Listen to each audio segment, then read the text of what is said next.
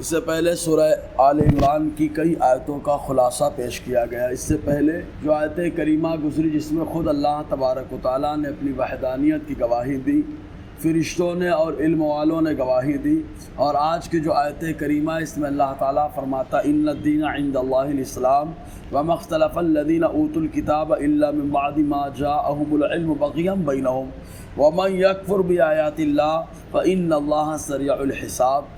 اس آیت کریمہ کے نزول کے تعلق سے یہ قول بیان کیا جاتا ہے کہ اللہ تبارک و تعالیٰ نے ہر دور میں اسلام کو نافذ رکھا۔ چنانچہ حضرت آدم علیہ السلام جب زمین پر آئے تو اللہ تبارک و تعالیٰ نے اس وقت جو ہے اسلام کو ان کے ساتھ ہی زمین پر بھیج دیا۔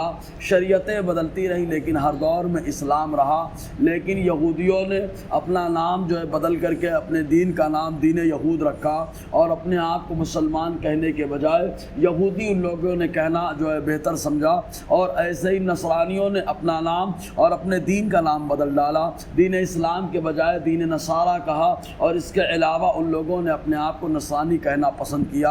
تو اب اللہ تبارک و تعالیٰ نے ان لوگوں کی تردید کے لیے آیت کریمہ نازل فرمائی اور ارشاد فرمایا ہر دور میں اللہ تبارک و تعالیٰ کو جو دین پسند رہا وہ دین اسلام رہا ہے، اور ان لوگوں نے جو دین کے اندر تبدیلی کی اور نام بدل ڈالا، اور اس کے علاوہ ان لوگوں نے اپنے کتابوں میں تبدیلی کی، تو یہ تبدیلی کرنے کی وجہ خالی یہ رہی کہ یہ لوگ نبی آخر الزماں صلی اللہ علیہ وسلم سے حسد کرتے ہیں، جلن رکھتے ہیں، اس وجہ سے ان لوگوں نے اپنے دین کا نام دین یہود یا دین نصارہ رکھا، ورنہ تو پسندیدہ دین ہر دور میں اللہ تبارک و تعالیٰ کا اسلام ہی رہا ہے۔ چنانچہ اللہ تعالیٰ ارشاد فرماتا ہے ان الدین عند اللہ الاسلام، بے شک دین اللہ کے نزدیک اسلام ہے، اور اسلام کے اندر بڑی خوبیاں ہیں۔ اس کی مثال حضرت سلمان فارسی رضی اللہ تعالیٰ عنہ نے بڑی شاندار دی تھی۔ جیسے انسان جو ہے سفر میں جاتا ہے تو سستا ہوٹل دیکھتا ہے، اچھا ہوٹل دیکھتا ہے، اور جب تک وہاں ٹھہرتا ہے اسی میں ٹھہرنے کی کوشش کرتا ہے، اور اس کے بعد پھر جو ہے اپنا اس کا سفر ختم ہوتا ہے تو وہ ہوٹل کو چھوڑ دیتا ہے۔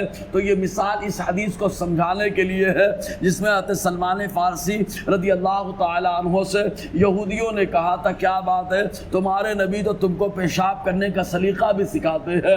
وہ لوگ طنز کے طور پر کہہ رہے تھے، تو حضرت سلمان فارسی رضی اللہ تعالیٰ عنہ نے ارشاد فرمایا ہمارے نبی نے ہم کو کسی چیز سے محتاج نہیں چھوڑا ہے، ہمارے نبی نے ہم کو ہر چیز سکھا دیا ہے، کس انداز میں کیا کرنا ہے اور کس انداز میں رہنا ہے، ہمارے نبی نے ہر چیز ہم کو سکھا دیا ہے۔ یہ کہ جیسے ایک آدمی سفر میں جاتا ہے تو ایسے ہوٹل کو چوز کرتا ہے جو سستا ہو، اچھا ہو، ویسے ہی جب انسان دنیا میں آیا تو یہ مسافر ہے، تو یہاں آنے کے بعد ایسے دین اور مذہب میں ٹھہرنا چاہیے جو دین اور مذہب آسان بھی ہو اور سستا بھی ہو، اور یہ معاملے میں اسلام بڑا پیارا مذہب ہے۔ اس نے کسی چیز کو جو چھوڑا نہیں ہے، ہر چیز کو بیان فرما دیا ہے، اور اللہ تبارک و تعالیٰ نے ہر آسانی اس دین کے اندر عطا فرما دی ہے۔ تو اللہ تعالیٰ فرماتا ہے بے شک دین اللہ کے نزدیک اسلام ہے۔ وَمَا اخْتَلَفَ الَّذِينَ أُوتُوا الْكِتَابَ، اور اختلاف نہیں کیا ان لوگوں نے جنہیں کتاب سے نوازا گیا، إِلَّا مگر مِن بَعْدِ مَا جَاءَهُمُ الْعِلْمُ، مگر اس کے بعد کہ ان کے پاس علم آ گیا، یعنی حضور کی آمد سے پہلے وہ لوگ تو خود کہتے تھے نبی آخر الزماں آنے والے ہیں، اور لوگوں کو بتاتے تھے، مکہ کے باشندے پہنچتے تھے جا کے پوچھتے ان اہل کتاب سے کہ نبی آخر الزماں کے اوصاف کیا ہے، تو وہ بتاتے یہ اوصاف ان کے اندر ہوں گے۔ اور کوئی رشتہ دار آتا اور جو ایمان لا چکا حضور صلی اللہ علیہ وسلم پر، تو اس سے کہتے کہ ڈٹے رہنا، ہٹنا مت، اس لیے کہ نبی آخر الزماں یہی ہے۔ اور خود حضور کی بعثت سے پہلے حضور کے وسیلے سے وہ لوگ دعائیں مانگتے تھے، اور اللہ تبارک و تعالیٰ انہیں کامیاب بھی فرماتا تھا۔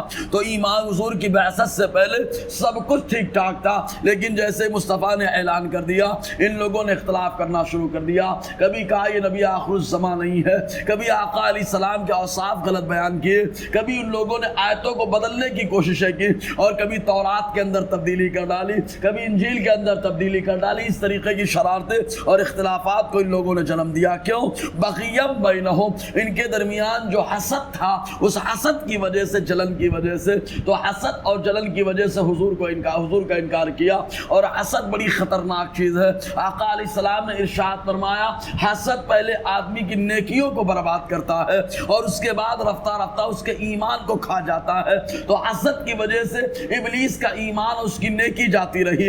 حسد کی وجہ سے قابیل جو مردود بارگاہ خداوندی بھی ہوا، اور حسد کی وجہ سے قابیل مردود بارگاہ آدم بھی ہوا. حسد کی وجہ سے یہود و نصارہ یہ دنیا کے اندر جو ذلیل و رسوا ہو رہے، آخرت میں جو ہے سزا کے مستحق ہو گئے خالی حسد کی وجہ سے.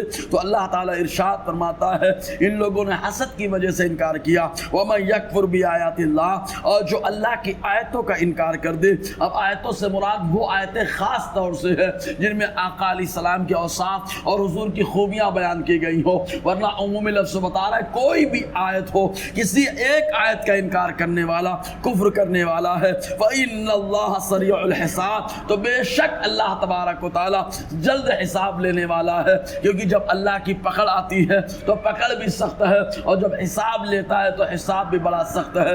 بہرکیف انشاءاللہ اور آگے گفتگو رہے گی. اللہ تعالیٰ ہم سب کو فیضان قرآن، برکات قرآن سے مالا مال فرمائے.